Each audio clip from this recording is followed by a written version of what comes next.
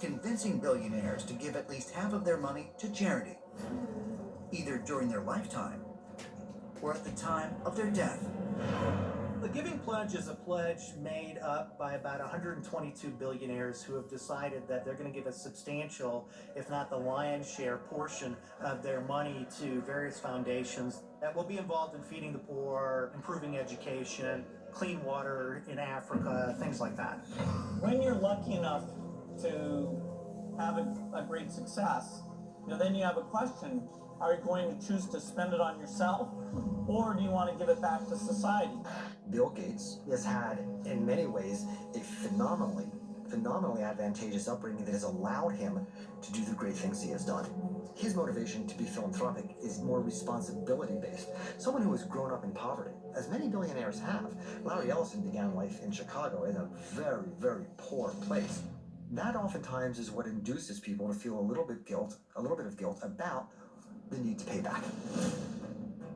Do billionaires donate so much of their money because they feel guilty about their fortune? Or could there be another reason hidden in the way they think?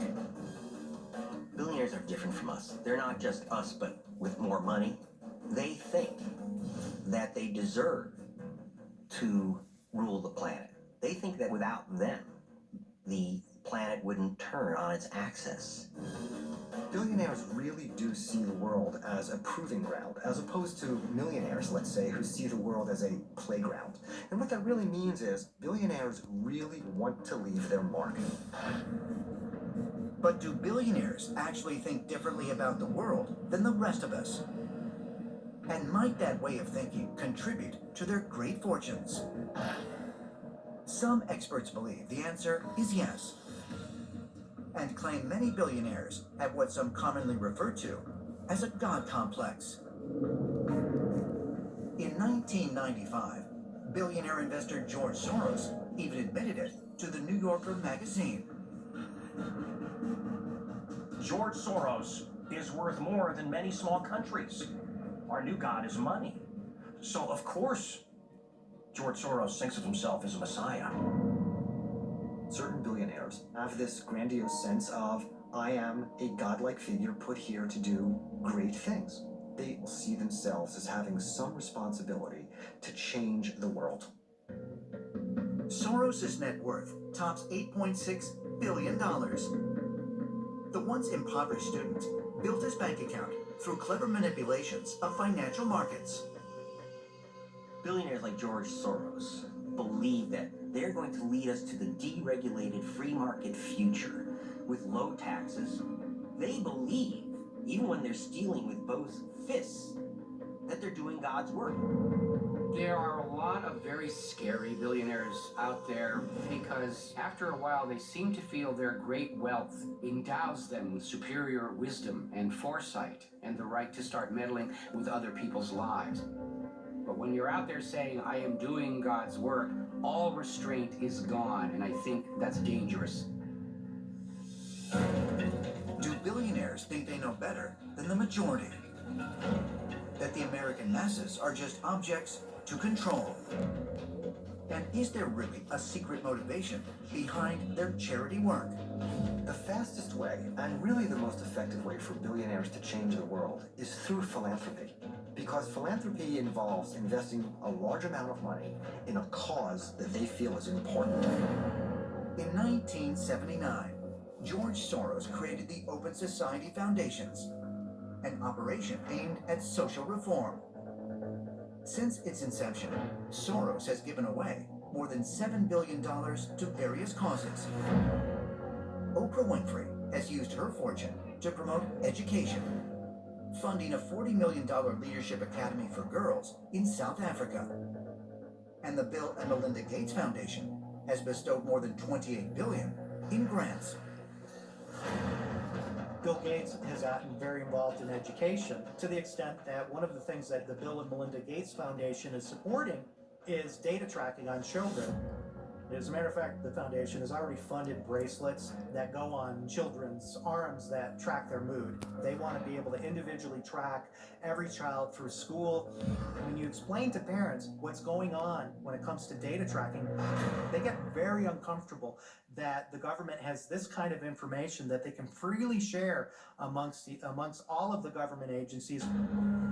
Could a profound sense of responsibility really motivate billionaires to give back to charity? Or is philanthropy a way for the wealthy to exercise their power over the people? No matter how much money billionaires give away, the fundamental problems that gigantic fortunes being misused politically and distorting our economy remains. Why do some billionaires donate so much of their money? Is it perhaps a covert method used to manipulate the American agenda? And do the affluent really know what's best for Americans? Or are their philanthropic and even political actions only separating them even further from the masses?